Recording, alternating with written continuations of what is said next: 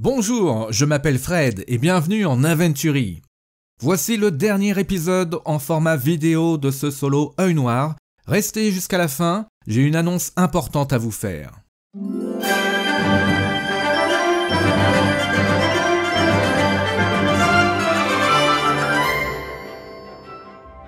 Nyx et Darémor ont fait la rencontre d'un jeune prodige elfe, Sinat.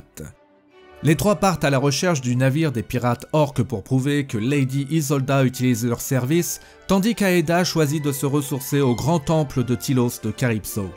Après une demi-journée de navigation, nos héros arrivent en vue du bateau orc. Le plan est simple, du moins en apparence.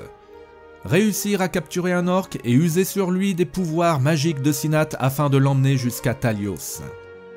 Alors que le trio observe la beuverie orque se déroulant dans la calanque, une voix féminine et gutturale se fait entendre. « Retour au navire, bande de crasses de meules! Au trot !» À l'appel de la capitaine, toutes et tous se lèvent et se dirigent vers les quelques barques à destination du bâtiment. Nyx remarque un orc titubant à l'écart. Il cherche à soulager un besoin impétueux non loin d'un pain maritime. Elle fait signe au jeune elfe. Ce dernier s'approche silencieusement de la créature. Il hèle l'orque qui lève des yeux éberlués vers lui, puis crie « Ban Baladi !» Un ange passe. L'orque reprend vite ses esprits et se rhabille à toute vitesse. Darémor surgit et essaie de le ceinturer, mais il est trop lent. L'orque s'enfuit, mais Nyx s'interpose et le ceinture. La créature commence à hurler à l'aide.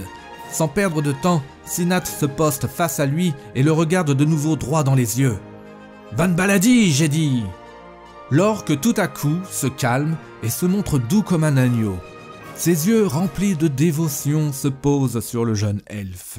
« Créature du ciel, Rosebul sans peur, être à tes ordres !» Darémor et Nyx sont éberlués. Sinat annonce à la sorcière qu'elle peut le relâcher. « Rosebul, nous allons faire un petit voyage ensemble. Ça va te faire du bien de prendre l'air loin de tes compagnons. »« Oh oui, étoile de feu, Rosebul te suivre partout !» Alors que le petit groupe s'apprête à rejoindre le voilier, Nyx reste figé. Darémor et Sinat se tournent vers elle, l'interrogeant du regard. « Je ne peux pas partir comme ça. Ils ont tué ma sœur, vous comprenez ? Ils ont détruit mon village. » « Mais Nyx, tu es folle.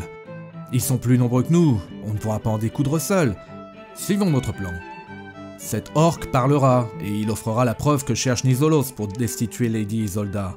Nous aurons l'occasion de retrouver cet équipage après. » Nyx fait non de la tête, et se dirige vers la dernière barque orque qui s'apprête à rejoindre le navire.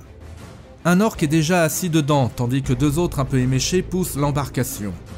Comprenant qu'ils ne pourront éviter le conflit, Sinat tire une flèche qui se plante dans l'omoplate de la créature à bord.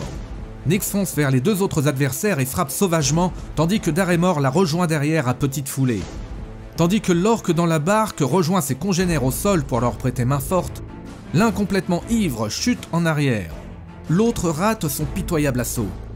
Sinat continue sa progression et plante une flèche dans un des monstres. Nyx de son côté réussit à mettre KO la créature la plus proche, mais elle ne réussit pas à parer le coup de son second opposant. Sinat atteint de nouveau un des orques qui ne perd pas connaissance malgré ses graves blessures. Darémor entre vaillamment dans la mêlée. Un des rescapés barille un appel à l'aide à l'intention des barques au loin. L'alarme est donnée. Le nain sait que désormais, le temps est compté. Simultanément, Nyx et lui tuent les deux orques encore debout. Darémor lance « Il faut partir, vite !» Les quatre se dirigent vers le voilier avec l'énergie du désespoir, alors que derrière retentissent des tam-tams lugubres. Pendant ce temps, à Calypso.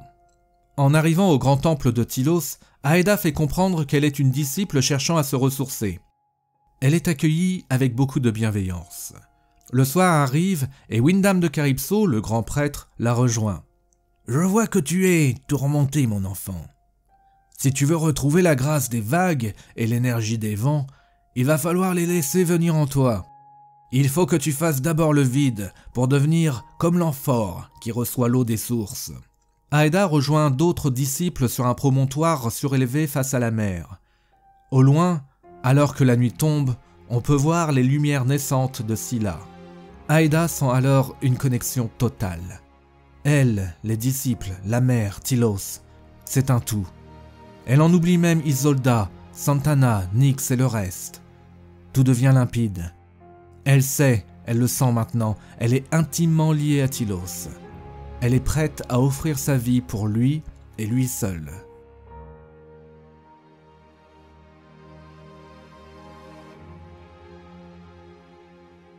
Alors que Darémor et ses compagnons se dirigent vers leur petit voilier, 2 orques femelles retardataires sortent des fourrés. L'une d'elles lance « Bah, Rosebud, qu'est-ce que tu fous avec cet elfe ?» Sinat lui répond en décochant une flèche, mais la rate. Nyx se précipite sur l'autre, suivi de Darémor. La jeune femme montre de nouveau sa virtuosité mêlée de rage, mais Darémor semble encore en deçà des compétences vantées par Brundille la Rouge à ses filles. Mais ce nain est vraiment un gros nulard en fait. L'une des orques tombe sous les coups de la piratesse, tandis que la seconde réussit à s'enfuir, se prenant au passage une blessure de la part de Darémor. Mais il n'y a guère le temps pour s'occuper d'elle, car il faut rejoindre le voilier. Le quatuor prend la mer à toute allure, mais après 2 heures de navigation, ils voient le navire orque s'approcher de plus en plus dangereusement d'eux. Ils n'ont pas d'autre choix que d'accoster et de s'échapper par les terres à 2 jours de marche de Calypso. Vous venez de regarder la dernière vidéo de ce solo Œil Noir. Cependant, l'aventure est loin d'être terminée. La suite existe sous forme de fichiers PDF hebdomadaires. Pour les recevoir gratuitement par email, vous pouvez me contacter sur fredboot@gmail.com. N'attendez pas, le 13e épisode est déjà disponible. À très vite.